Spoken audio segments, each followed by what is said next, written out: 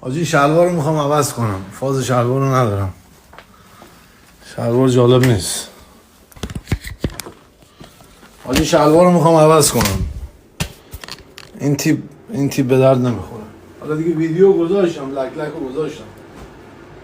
این خوبه، کفشم خوبه، ولی شلوار رو میخوام مشکی کنم حاجی. این شلوار به درد نمیخوره.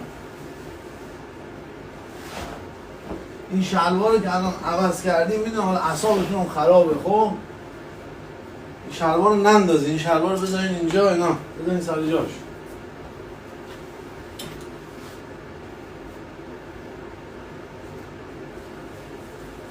شلوار دیگه نداریم اصلا.